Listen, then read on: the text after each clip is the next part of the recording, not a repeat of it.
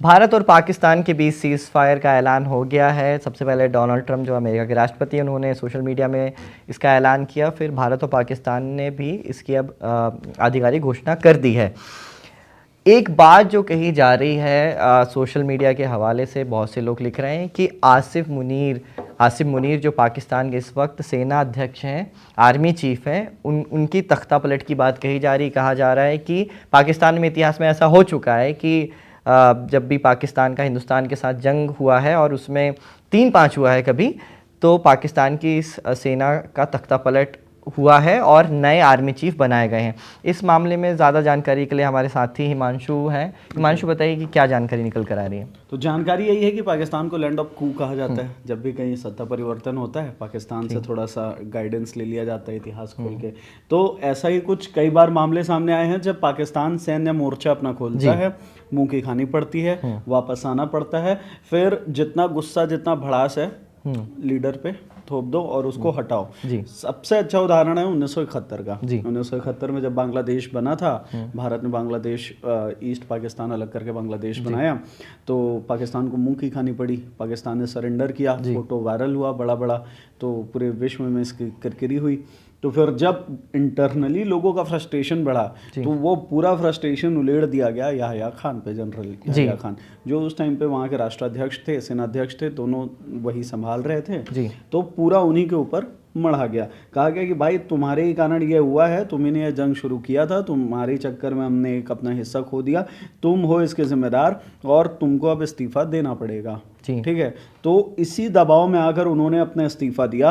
उनके जगह पे जनरल गुल हसन खान को नया सेनाध्यक्ष बनाया गया और जुल्फिकार अली भुट्टो नए राष्ट्रपति बने। ठीक है, तो उसके बाद याह्या खान को इन लोगों ने क्या किया, गुल हसन खान जो नए जनरल थे, उन्होंने उनको निर्वासन में उनको मतलब एक हाउस अरेस्ट किया गया। याह्या खान को उनके परिवार से भी नहीं मिलने दिया गया कि तुम हो दोषी, तुम्हारे कारण हमारा देश आ रहा है, तुमको तुम्हारे परिवार से भी नहीं मिलने दिया जाएगा। और याह्या खान की जो छवि थी वो एक मतलब कहा जाता है कि वो एक अय्याश नेता की छवि थी, एक अय्याश लीडर की। याह्या खान अपने शराब प्रेम के लिए जाना जाते थे। कहा जाता है कि एक मतलब घोर शराबी व्यक्ति के अंदर जो भी बुराई हो सकती है वो याह्या खान के अंदर थी। कहा जाता है कि मानो कई सारी किताबों में इसका जिक्र मिलता है कि कहा गया था जितने अधिकारियों को, आर्मी प्रोफेशनल वो को, या फिर जो उनके स्टाफ के लोग थे, जो हाउस स्टाफ था, उनको तक कहा गया था कि रात के 10 बजे के बाद अगर जनरल साहब मौखिक कुछ भी कह रहे हैं, नहीं मानना है।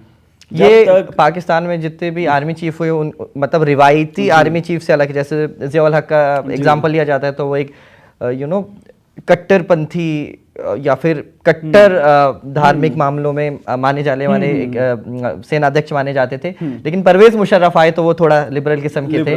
लेकिन जी, तो ऐसा कुछ और भी कोई कॉन्टेक्स्ट मिलता है इतिहास में इसके अलावा? 71 के बाद कारगिल देख लो, अभी 1999 में आखिरी जो हुआ था कारगिल। याह्या खान को जो हाउस अरेस्ट किया गया, याह्या खान वहीं उनकी डेथ हुई उसी हाउस अरेस्ट में। जो कारगिल अरेस्ट हुआ, कारगिल वॉर जो हुआ 99 में, पाकिस्तान को फिर से मुंह की खानी पड़ी, पाकिस्तान फिर गया।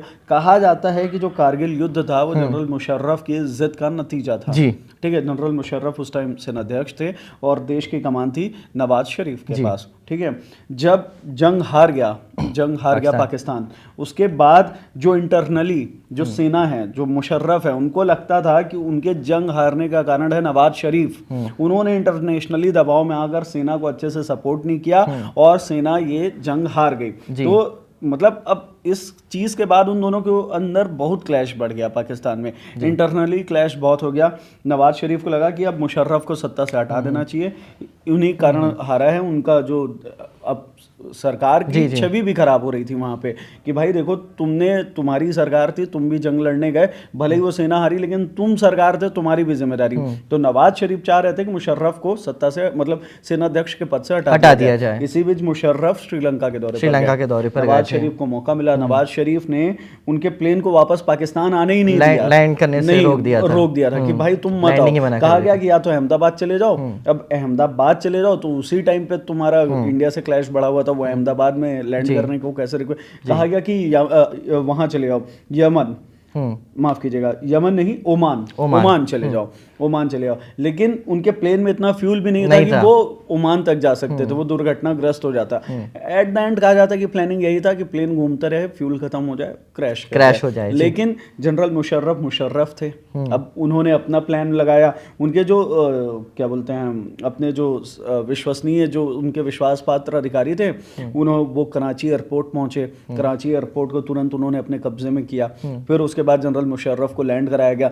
जनरल मुशर्रफ ने एयरपोर्ट पे ही प्लान किया कि आज ही मैं सरकार पलटूंगा। इस्लामाबाद की सारी सरकारी बिल्डिंग, टीवी टावर, सभी को रातों रात होते तक सभी में कब्जा कर लिया गया। प्रधानमंत्री आवास को कब्जा कर लिया गया और सत्ता परिवर्तन हो गया। नवाज शरीफ को की सरकार पलट दी गई और मुशर्रफ केंद्र में आ गए। यानी कि फिर से सरकार मतलब सेना जंग हारी और फिर से सत्ता परिवर्तन हुआ। ऐसा ही 2025 में हो रहा है, देखिए क्या हो रहा है। तो ये जानकारी थी हमारे साथी हिमांशु ने दी। इस मामले में भारत पाक विवाद जो मामला चल रहा है, विवाद चल रहा है, उस पर लगातार खबरगांव कवरेज कर रहा है। उस कवरेज को देखने के लिए आप हमारी वेबसाइट और यूट्यूब चैनल देख सकते हैं। ये वीडियो यहीं तक, शुक्रिया।